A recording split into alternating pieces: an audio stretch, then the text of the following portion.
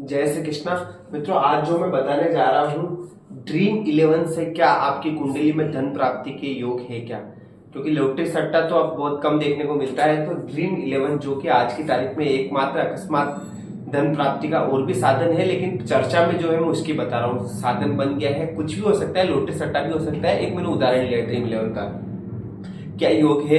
आजकल हर किसी को देखो जो ड्रीम 11 पर अपनी टीम बना रहा है और अपनी किस्मत को अपने भाग्य को आजमा रहा है। क्या आपके भाग्य में भी एकाएक धन प्राप्ति के योग है? आओ हम समझ लेते हैं। इसके लिए मैं आपको जो मुख्य सूत्र बताने जा रहा हूँ, उस सूत्र को आप देखिए। अगर वह सूत्र आपकी कुंडली में घटित हो रहा है तो आप मान करके चलिए कि आपके भी पूरे पूरे चांस है कि आप भी एकाएक धन प्राप्त कर सकते हैं। एकाएक टीम बना करके लाखों करोड़ों जो भी रुपए मिलते हैं वो प्राप्त कर सकते हैं। किस प्रकार से बनता है सूत्र, ध्यान से सुनिए। इसमें पंचम भाव, द्वितीय भाव और भाग्य भाव को देखा जाता है। पंचम भाव को इसलिए देखा जाता है क्योंकि पंचम भाव भाग्य का भाग्य है। भाग्य का भाग्य कैसे? नवम भाव भाग्य है। इसे 1 2 3 4 5 6 7 8 9 अगर आगे गिनने पर आपको भाग्य भाव, ये भी भाग्य भाव, तो ये भी भाग्य भाव हुआ। द्वितीय और एकादश क्यों? क्योंकि द्वितीय भाव जो है धन का भाव है, एकादश भाव भी आपके धन का भाव है, दोनों धन के भाव है।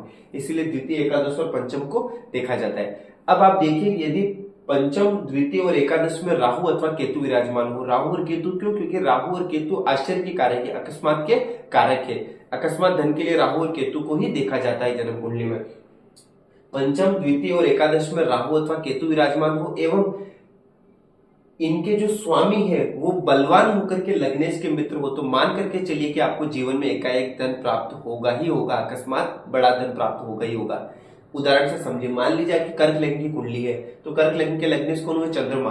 और द्वितीय भाव में यहाँ पर अगर मान लीजिए राहु विराजमान है, तो यहाँ पर 5 अंक लिखा होगा, 4 के बाद 5। यहाँ का स्वामी कौन हुआ? तो सूर्य देव।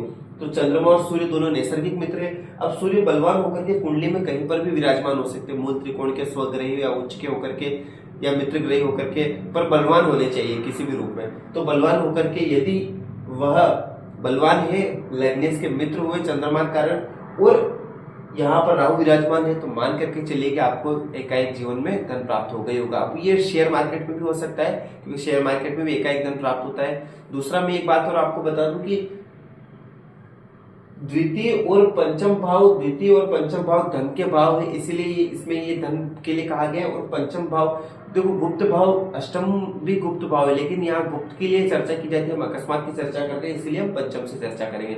और दूसरा, ये एक बात और बता दूं, पंचम भाव क्या है? ये जनता का धन है, क्योंकि चतुर्थ भाव जनता का होता है। ये हमारा भाव है, लग्न हम है, हमारा धन कौन सा? दूसरा भाव, तो ये जनता है, तो ये जनता का दूसरा भाव यानी पंचम, यानी पंचम भाव, यानी ये जनता का धन है। और लॉटरी सट्टा में किसका धन मिलता है? 100 जने लगाते और 100 का पैसा एक जने को मिल जाता है, तो वही तो है ये ड्रीम 11 भी, क्या वही तो है। तो इसीलिए पंचम भाव से चर्चा की जाती है। वीडियो को देखते रहिए और लाइक करिए, सब्सक्राइब करिए। देखते रहने के लिए बहुत बहुत धन्यवाद। जय श्री कृष्ण।